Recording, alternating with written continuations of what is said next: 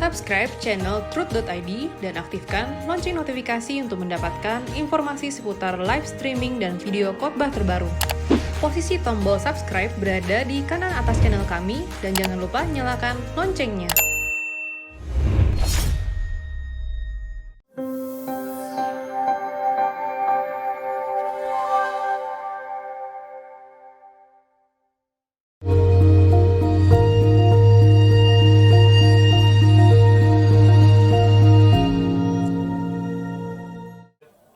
Shalom saudara, kita masuk di episode 161. Anda bertanya, Alkitab menjawab dari 0813, 8550 dan seterusnya. Shalom, izin bertanya Pak Eras. Oke, enggak usah izin ya. Memang kita membuka waktu untuk tanya jawab bro ya. Ini pasti laki-laki nih yang bisa ngomong ini. Berdasarkan info yang pernah saya baca dan dengar dari beberapa sumber, katanya Satan atau Iblis mempunyai pemerintahan tersendiri di dunia ini. Dengan hierarki tingkatan jenjang mulai dari pimpinan tertinggi, para pejabat tinggi, pejabat rendah, masyarakat umum, dan lain sebagainya. Apakah itu benar? Kalau bicara mengenai pemerintahan, itu benar.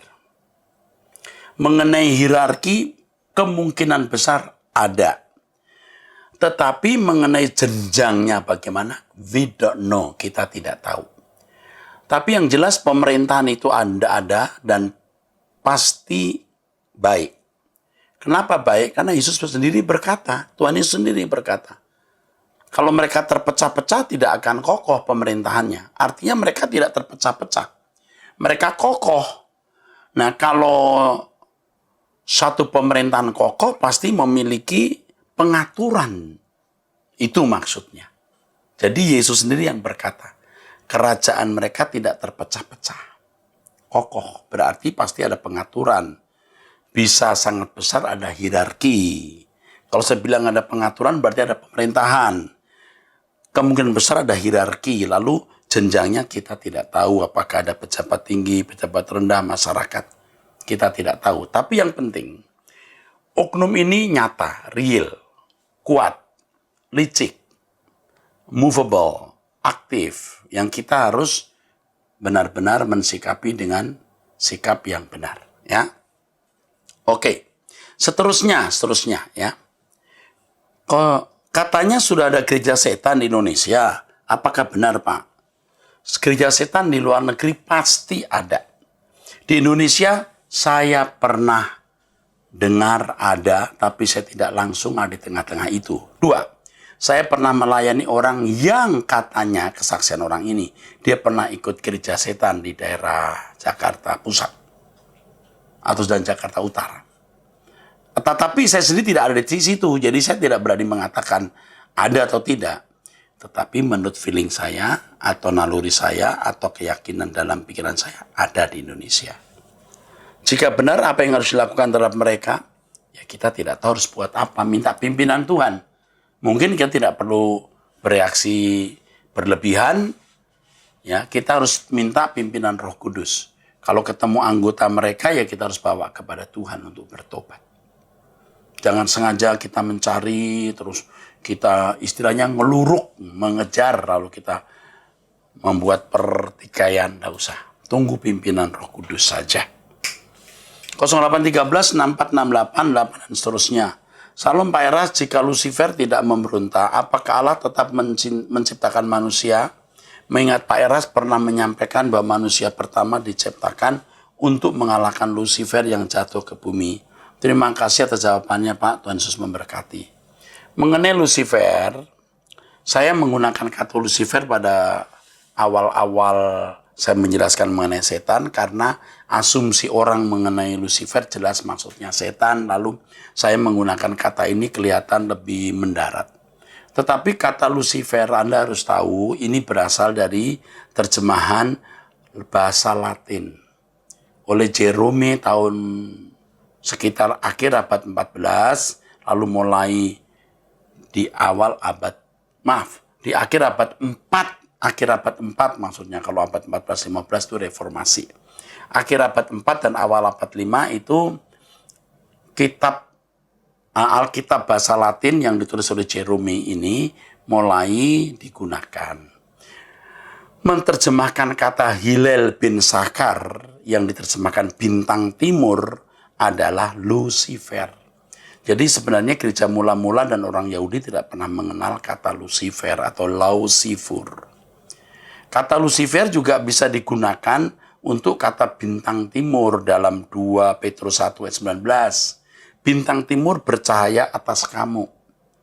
Makanya di abad pertengahan ada liturgi yang menggunakan kata Lucifer, tapi tidak ditujukan untuk setan, tapi ditujukan untuk Yesus, bahwa Yesus itu bintang timur.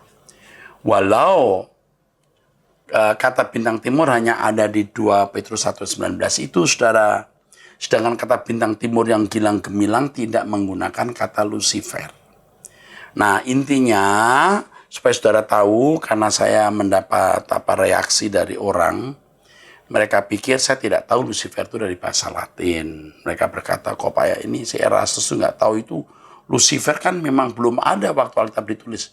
Ya iyalah, masa ya iya dong. Lucifer itu ada di akhir abad 4. Ya, itu dari Vulgata. Itu mah jelas kalau saya menggunakan kata Lucifer artinya itu menunjuk setan. Nah, jadi perlu saya beritahu, bukan saya tidak tahu Lucifer itu terjemahan bahasa Latin di Alkitab asli tidak ada. Udah jelas dari kata Lausifur. Tentu saya juga membaca Alkitab bahasa Latin untuk beberapa ayat-ayat yang penting, saudara. Karena itu perlu. Tentu saya membaca. Ya. Saya tidak jarang atau hampir selalu, atau jarang termasuk sering mengkaitkan ayat-ayat yang penting dalam bahasa Latin. Saya pengen tahu apa sih terjemahan ini dalam bahasa Latin. Saya ingin tahu juga penterjemah bahasa Latin memahami ayat Alkitab. Ya. Jadi kalau seandainya Lucifer tidak jatuh, apakah manusia diciptakan Allah? Ya, kita kan tidak berandai-andai. Jadi kalau manusia diciptakan oleh Allah itu untuk menjadi corpus delicti. Tapi kalau seandainya Lucifer tidak jatuh, ya bukan tidak mungkin Allah menciptakan manusia. Karena pada akhirnya kan manusia menjadi keluarga Allah. Manusia diciptakan Allah untuk menjadi corpus delicti, Lucifer dikalahkan. Setelah Lucifer dikalahkan, seandainya manusia tidak jatuh dalam dosa, lalu manusia dihentikan kelanjutannya. Sudah mengalahkan Lucifer ya, sudah jadi corpus delicti lalu bubar, kan enggak? Hidup terus selamanya manusia, beranak pinak memenuhi jagat raya. Berarti seandainya Lucifer tidak jatuh dalam dosa, bukan tidak mungkin Allah tetap menciptakan manusia. Salah satu dari tujuan menciptakan manusia agar manusia bisa membuktikan kesalahan Lucifer dan menciptakan makhluk yang menghormati, mengasihi Allah dengan benar. Sesuai dengan rencana Allah. Itu menjadi kesukaan Allah menciptakan makhluk untuk kemuliaan namanya. Jadi seandainya Lucifer tidak jatuh, ya kemungkinan besar Allah tetap menciptakan manusia. Jadi kalau tujuan satu-satunya manusia diciptakan untuk jadi corpus delicti, setelah selesai menjadi corpus delicti atau manusia bisa mengalahkan setan, bubar. Kan begitu? Enggak, ternyata Allah memiliki rencana yang lengkap, yang luas, yang besar. Oke, terima kasih. 0812 7820 dan seterusnya. Shalom, Ekumene Bible Course berkaitan dengan tema setan. Saya ingin bertanya, apakah setan dapat mempengaruhi manusia sehingga menyebabkan manusia melakukan perbuatan jahat dan berbuat dosa? Iya, benar. Tentu dimulai dari Adam. Adam dan Hawa jatuh dalam dosa, manusia tidak memiliki model manusia yang bisa dicontoh, manusia hanya bisa berbuat baik, bahkan diantaranya menjadi jahat, sejahat binatang, bahkan seperti setan sendiri. Nah, Yesus datang agar manusia ditulari kehidupan yang sesuai kehendak Allah. Jadi, setanlah yang menjadi kausalitas semua kejahatan di dunia ini. Tetapi manusia tidak dipaksa untuk menerima atau menolaknya. Kenyataannya banyak manusia yang menerima pengaruh itu dan menjadi jahat. Kalau kita hidup sebagai umat pilihan, kita ada dalam persekutuan dengan Tuhan dan belajar terus kebenaran dari Tuhan, kita dirancang untuk sempurna seperti Bapa dan serupa dengan Yesus. Amin. 08990850 dan seterusnya dari Solo, pria, laki-laki. Salam Pak Erastus, puji Tuhan saya bisa mengikuti suara kebenaran, live streaming ibadah minggu, SPT dan semua seminar dari Pak Eras. GSKI, bahkan ABC dan sangat memberkati karena di Solo belum ada GSKI. Di Solo sudah ada. Ya mungkin malah 2. Satu di Solo, satu lagi di mana gitu, di daerah Solo bagian bagian barat. Tapi saya lupa tempatnya. Tapi tidak apa-apa, Anda masih di gereja mana saja, tidak masalah. Yang penting Anda tetap di dalam persekutuan dengan Tuhan dan terus ikut Truth ID. Ada satu pertanyaan Pak, yang dimaksud penunggang kuda putih dalam Wahyu pasal 6 ayat 2 dengan penunggang putih dalam Wahyu pasal 19 ayat 11 apakah sama? Ada sebagian pembicara pengkhotbah yang menafsirkan sama, menurut saya itu beda. Mohon pencerahannya Pak Eras, mohon pencerahannya. Wahyu 6 ayat 2, saya jelaskan dulu ya, itu jelas menunjuk Yesus. Dalam bahasa aslinya, Wahyu 6 pasal 6 ayat 2, kita lihat Wahyu pasal 6 ayat 2. Dengan penunggang ya, dengan penunggang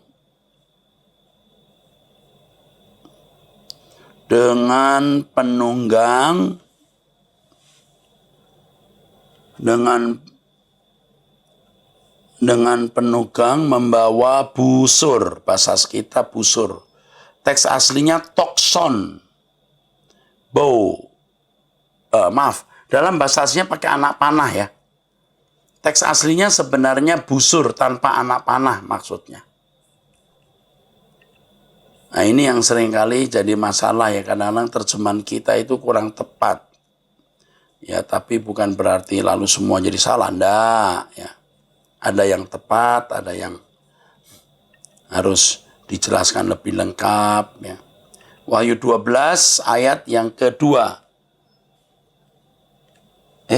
6 Wahyu pasal 6 ayat 2 tadi ya, lupa maaf. Dan aku melihat ada seekor kuda putih dan seorang penunggangnya memegang sebuah panah. Panah itu bukan anak panah ya, tolong ya, harus dipahami. Tokson itu busur. Busur itu artinya busur, ya bukan anak panah.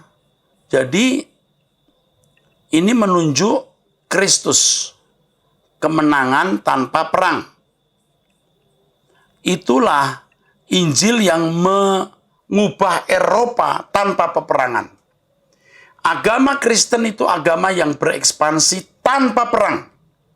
Ingat itu, tanpa pedang. Jadi kalau ada perang salib itu bukan karena ekspansi agama. Tapi bukan saya setuju perang salib. Saya juga tidak mengatakan setuju. Tadi ketika orang-orang Eropa merasa bahwa orang-orang Kristen yang berziarah ke Yerusalem mendapat perlakuan yang kurang baik dari kelompok masyarakat tertentu, orang-orang Kristen kemudian mengadakan perang. Sementara Yerusalem dan beberapa wilayah ada dalam kekuasaan non-Kristen. Jangan jadi perang di situ.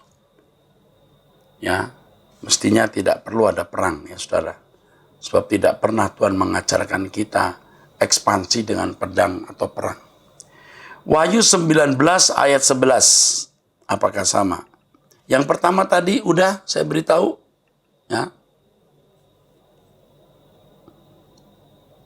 11 ayat berapa? Wahyu pasal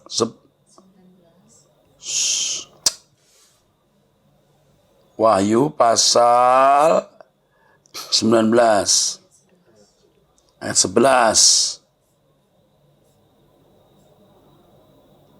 Oh ini, and I saw heaven open and behold a white horse and he that sat upon him was called faithful and true and righteousness he doth judge and make war.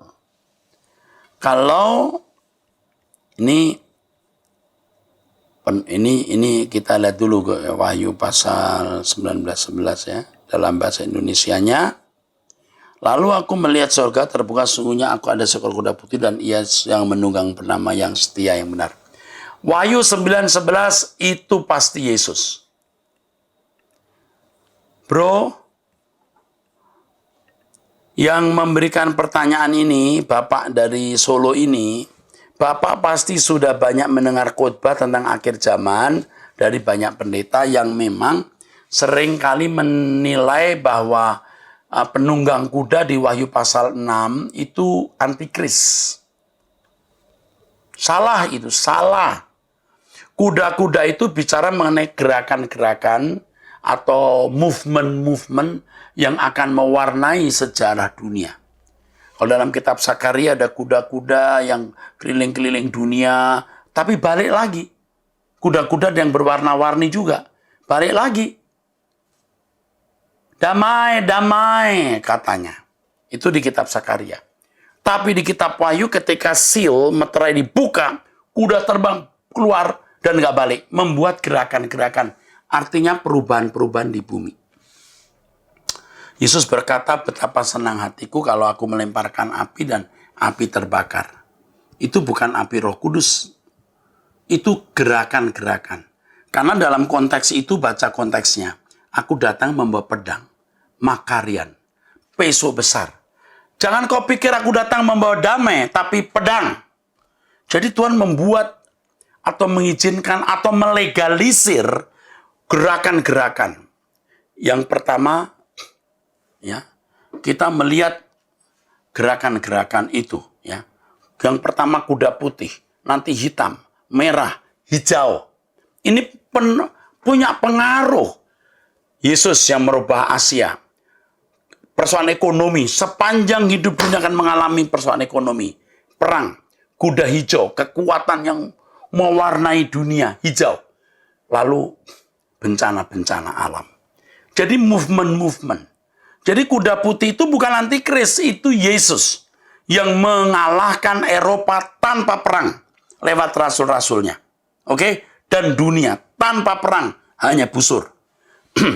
Beda dengan kuda hijau yang penunggangnya pegang pedang. Pedangnya pedang panjang dan ini pedang model orang-orang Timur Tengah. Ya. Nah, ini harus dilihat. Nah, tadi kita lihat Wahyu pasal 19 ayat 11, itu dari surga, itu Yesus, the same person, orang yang sama. Nanti lain waktu kita jelaskan lebih lengkap ya Pak. Mohon pencerahannya Pak Eras, ini pencerahan saya tapi belum lengkap. Saya bisa menjelaskan lebih lengkap dari ini. One day kita bicara lagi. Tapi saya apresiasi Bapak yang menulis ini, Bapak orang yang belajar. Puji Tuhan Pak, matur nuwun, Tuhan memberkati Bapak ya. 0815 111 25 dan seterusnya. Iblis itu pengetahuan pengenalan akan Allah sudah cukup tinggi karena bisa berkomunikasi dengan Allah secara langsung. Sedangkan manusia saat sekarang ini tidak mampu berkomunikasi dengan Allah sehingga lebih mudah untuk dikelabui oleh iblis. Jika iblis mengendalikan seseorang menjadi pimpinan untuk mengajarkan kebenaran, jika iblis mengendalikan seseorang menjadi pimpinan untuk mengajarkan kebenaran, apakah tahu caranya dan bagaimana caranya untuk mengetahui bahwa ajarannya telah menyimpang dari kebenaran? Sedang ia sebagai pemimpin disanjung dan dielu-elukan oleh banyak sekali pengikutnya. Karena jika kita ingin disanjung dan ingin dipuja-puja, walaupun tidak secara langsung, itu sudah ada benih sifat iblis yang mulai tumbuh di dalam hatinya. Jika suatu saat mau mengenal tentang iblis, pasti perkataannya dikaburkan kebenarannya untuk menutupi keadaan iblis yang sebenarnya. Bagaimana cara untuk mengetahui bahwa ajaran kebenaran yang telah kita terima itu adalah ajaran yang telah dicampur dengan ajaran dari iblis sebagai pengendali orang yang mengajarkannya? Yang pertama, iblis bisa berkomunikasi dengan Allah. Manusia juga bisa. Bahkan Roh Kudus ditaruh dalam diri kita. Pasti dan harus bisa. Syaratnya apa? Pertama, tentu orang Kristen harus terima penebusan oleh darah Yesus dulu ya. Pasti. Itu udah mutlak. Kalau tidak bisa. Karena dengan menerima Yesus, mengaku dia sebagai Tuhan dan Juru Selamat, mendapat meterai Roh Kudus. Tapi harus hidup dalam kekudusan Allah. Atau paling tidak, berjuang untuk hidup suci. Hidup tidak bercacat, tidak bercelah. 2, harus tidak diikat oleh percintaan dunia. Harus diikat oleh percintaan kepada Tuhan. Jika iblis mengendalikan seseorang menjadi pimpinan untuk mengajarkan kebenaran, apakah tahu caranya dan bagaimana caranya mengetahui ajarannya telah menyimpang atau menyimpang dari kebenaran? Sedang ia sebagai pemimpin disanjung dan dielu-elukan. Pemimpin disanjung dielu-elukan itu tidak bisa dihindari. Tetapi masalahnya apakah dia memang mengingini hal itu? Siapa yang tahu? Kecuali kita hidup di samping dia setiap hari baru kita tahu memang orang ini gila hormat mau dielu-elukan atau tidak. Hati-hati saudara. Ada pemimpin yang baik tetapi telah dirusak karakternya oleh media sosial. Wah ini orang mau disanjung nih dielu-elukan. You pernah duduk nggak di samping dia? Pernah nggak dia lihat hidupnya? Dia dielu-elukan itu karena dia memang mau atau tidak? Saya melihat begitu banyak pemimpin yang benar-benar dielu-elukan. Tapi kita tidak tahu apakah dia dielu-elukan itu karena dia mau begitu atau karena memang masyarakat Indonesia yang menghargai tokoh atau menghargai ulama. Ya. Bagaimana bisa mengetahui ajaran itu benar tidak? Yang pertama kita harus memiliki karunia membedakan roh. Makanya kita harus berdialog dengan Tuhan. Pasti bisa, harus bisa. Kalau Anda tidak berdialog dengan Tuhan, Anda dialog dengan setan. Di dalam Yohanes pasal 10, Yesus berkata, domba-dombaku mengenal suaraku. So, kita pasti mendapat naluri atau memiliki naluri yang bisa menangkap suara Tuhan dalam hidup kita. Kita langsung bisa, ini bukan dari Tuhan. Langsung, nggak usah nunggu kata orang, Anda langsung tahu. Yang kedua, kalau Anda mempelajari kebenaran itu mengubah hidup Anda menjadi lebih suci, lebih mencintai Tuhan, lebih tidak mencintai dunia, lebih senang dipanggil Tuhan, bertemu dengan Yesus. Itu ajaran yang benar. Tapi kalau ajaran yang membuat Anda masih tetap mencintai dunia, takut mati, tidak rela berkorban seluruh hidup kita, itu nggak benar. Ya. Karena jika kita ingin disanjung, ingin dipuja-puja, walaupun tidak secara langsung, sudah benih iblis. Benar, itu benih iblis. Di dalam diri kita itu ada benih itu. Benih mau disanjung, dipuja. Semua kita termasuk saya. Ada benih untuk disanjung. Tapi jangan dihidupi. Matikan. Jadi ada bagian dalam hidup kita yang mau dipuaskan. Ada bagian dalam hidup kita yang menuntut sesuatu. Harus kita bunuh. Jangan turuti itu. Jika suatu saat mau mengenal iblis, pasti perkataannya dikaburkan. Kebenaran untuk menutupi keadaan iblis yang sebenarnya. Ya, benar. Banyak pendeta menutupi gerak iblis. Seperti teologi kemakmuran yang mengajarkan kemakmuran. Itu bukan dari Tuhan. Saya kira itu cukup. Jadi kita akan bisa peka melihat ajaran yang bercampur antara iblis dan manusia. Dan iblis mengendalikan. Saya setuju dan si penanya ini sangat cerdas. Bagus. Kita harus peka. Harus membedakan kebenaran atau dusta. Saudara mengikuti Anda bertanya Alkitab menjawab, Anda juga jangan selalu mesti atau wajib mutlak percaya saya. Tidak harus. Anda tanya Roh Kudus, apakah saya pembicara dari Tuhan atau bukan? Apakah jawaban saya tepat atau tidak? Anda tidak boleh 100% percaya saya. Anda harus 100% percaya Allah. Lalu Anda bisa ditunjukkan Tuhan siapa yang patut Anda dengar, Anda turuti. Kalau satu kali Anda merasa bahwa, wah ini bukan hamba Tuhan yang benar, jangan saya dengar saya lagi. Anda kalau di YouTube lihat muka saya turut ID, Anda hindari. Begitu. Tapi kalau Anda merasa, ini hamba Tuhan yang benar, ikuti setiap khotbah-khotbah saya. Ya, oke. 0812 1866 dan seterusnya dari ibu-ibu usia 52 tahun. Salam Pak, saya dari keluarga Jawa dan sangat menjunjung tinggi adat istiadat Jawa. Nggih, Bu. Bahkan saya pernah belajar ilmu kejawen. Oh, ngoten toh, Bu. Yang saya mau tanyakan kepada Pak Eras, apakah seorang yang pernah belajar ilmu kejawen itu sama bersekutu dengan setan? Saya tidak tahu ilmu yang ibu pelajari itu sampai tingkat okultisme atau hanya filosofinya. Kalau hanya filosofinya, tentu dari kecil saya dibesarkan dalam filosofi Jawa. Tapi tidak sampai pada okultisme. Sebab filosofi Jawa ada perjumpaan irisan dengan Injil. Ada. Ada irisannya dengan Injil. Jangan melawan orang menjahati kamu. Nah itu kan juga Injil. Wes ngalah wae, itu juga Injil. Ojo dumeh, jangan mentang-mentang. Injil pun mengajarkan begitu, jangan bangga diri. Adigang, adigung, adiguna, jangan sok. Nah, itu Injil juga mengajarkan. Ada perjumpaan, Bu, saestu. Tetapi, ini. Kalau sudah masuk okultisme, itu sudah kesetanan. Jadi ibu juga harus tahu bahwa tidak semua kejawen itu benar. Ada kejawen yang murni, ada kejawen plus kuasa kegelapan. Bahkan tidak jarang ada orang Jawa yang ngilmu setan dan jadi orang Jawa jahat. Ada orang Jawa jahat juga ada. Dengan ilmu kejawen dalam tanda kutip yang gelap. Oke? Itu saja. Puji Tuhan.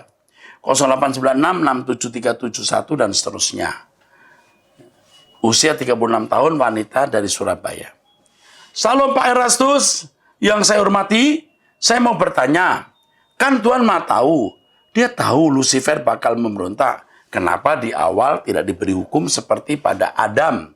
Jangan makan buah pengetahuan. Sehingga ketika Lucifer melanggar, sudah ada corpus delictinya. Sudah ada hukumannya. Jadi bisa langsung dihukum. Malaikat lain yang tidak memberontak kan juga menjadi corpus delicti bagi Lucifer dan kawan-kawan. Kenapa harus membuat manusia untuk membuktikannya? Nah, ini pertanyaan yang good. Very good. Bagus. Yang pertama, kalau kita membaca, nanti saudara ikuti pembahasan saya mengenai Raja Babel dan Raja Tirus. Itu pertemuannya bisa sampai 4 kali dan setiap kali pertemuan bisa 2. Atau paling tidak 3 kali pertemuan. Setiap pertemuan ada 2 sesi. Itu banyak bener. Khusus mengenai Raja Tirus dan Raja Babel yang merupakan personifikasi dari iblis ini. Begini.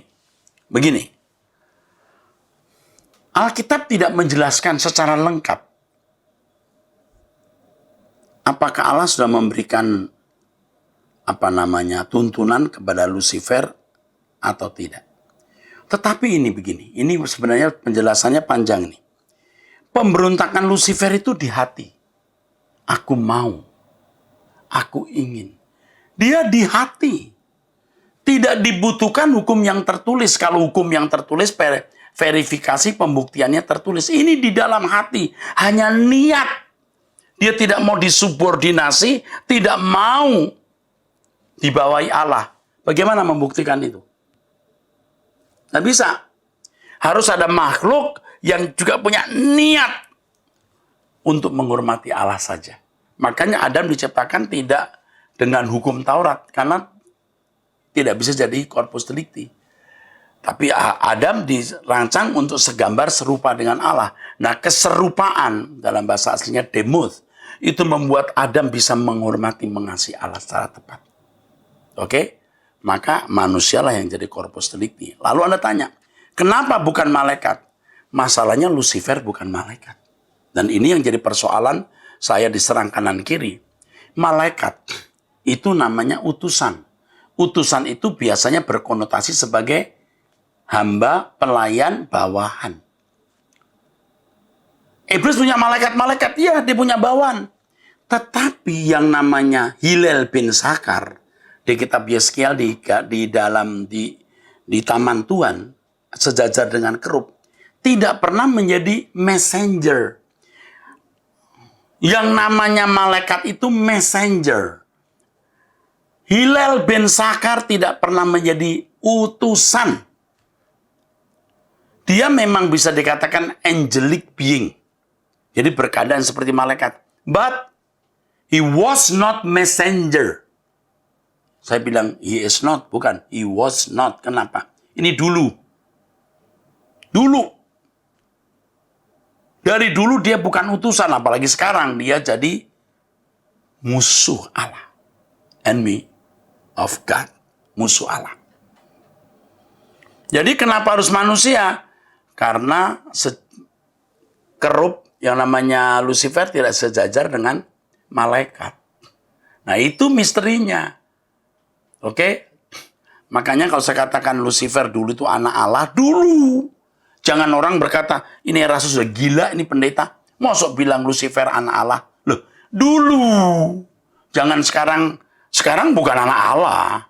Tapi orang itu memang, aduh saudara, hatinya kok bengkok dan begitu ya. Kok bisa loh sejahat itu. Erastus mengajarkan katanya Lucifer itu adalah anak Allah. Tidak. Dulu. Semua makhluk yang memiliki roh itu roh dari Allah. Maka disebut anak Allah. Malaikat pun juga bisa disebut anak Allah. Penghuni surga pun juga disebut anak Allah. Kalau setan bukan anak Allah.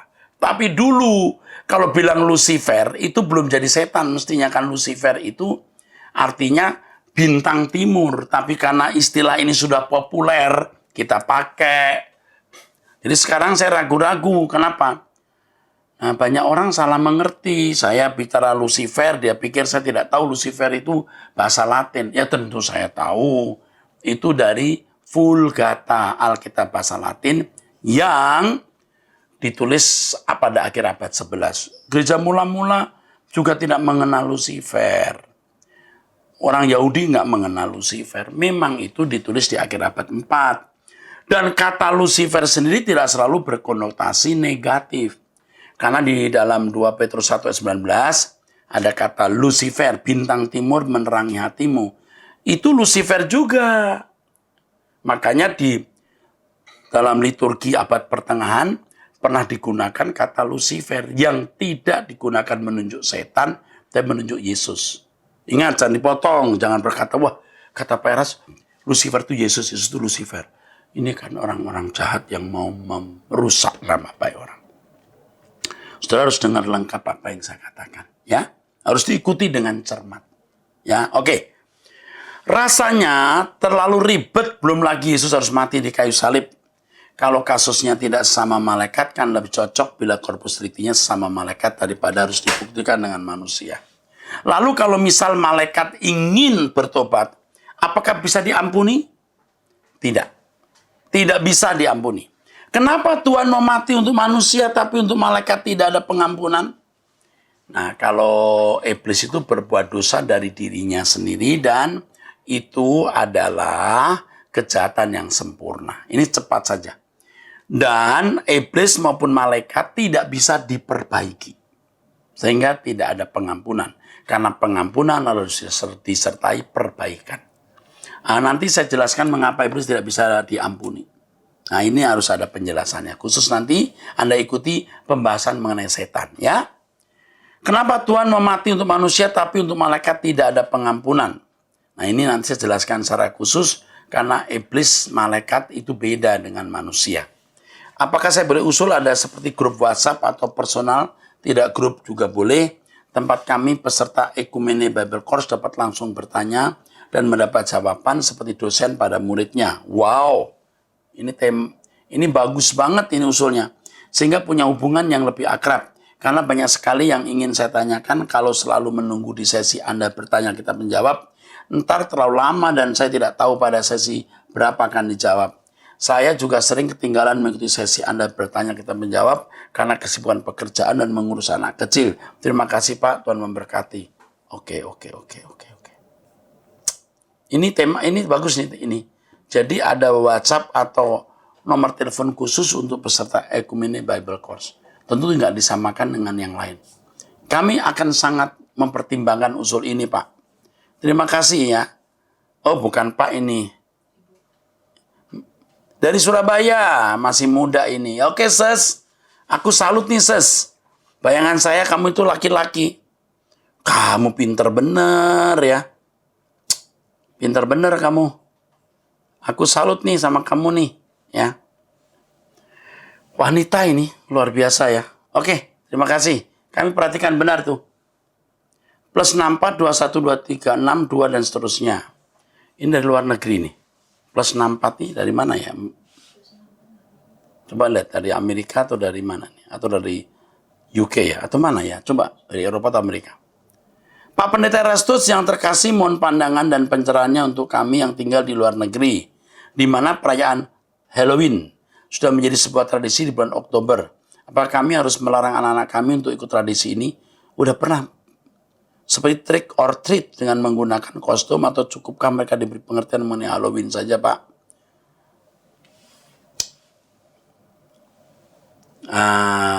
Yang pertama, sebaiknya, tidak seharusnya ya, karena anak-anak mungkin nggak sanggup. Sebaiknya tidak. Tidak boleh ikut, nggak usah ikut. Ini pertanyaan diberikan bulan apa kok? Sekarang udah lewat ini. Saya kira ini belum lama ya. Ini kan pertanyaan yang diberikan saya 1-2 minggu ini kan. Saya kira ini sudah, oh ya Oktober mau habis tuh. Aduh, saya tuh masih punya PR banyak, tapi saya usahakan menjawab sepatnya saudara. Saya ingin tuh pertanyaan tidak lebih seminggu saya jawab, supaya saudara tidak nunggu lama. Tapi waktu saya ini kan singkat sekali saudara, sayang. Jadi sebaiknya dilarang anak-anak. Sebaiknya, bukan seharusnya. Kenapa nggak seharusnya? Karena anak-anak mungkin nggak sanggup menerima kenyataan. Masa nggak boleh ikut Halloween? Yang kedua, kalaupun ikut, buat dengan wajah yang baik. Bukan wajah setan. Justru situ kita menjadi saksi. Kasih wanita yang cantik, gambar. Loh kok beda ya? Memang beda. Di situ beda. Memang dandanannya jadi beda. Tapi buat senyum atau bikin clown atau apa, tapi tidak bernuansa jahat. Justru di tengah-tengah wajah-wajah Halloween yang mengerikan, Anda menampilkan anak yang berwajah beda. Itu bagus. Yang sebaiknya tidak, tapi kalau harus ada, ya tampilkan wajah yang lain. Oke, terima kasih. Sampai jumpa, Tuhan memberkati saudara sekalian.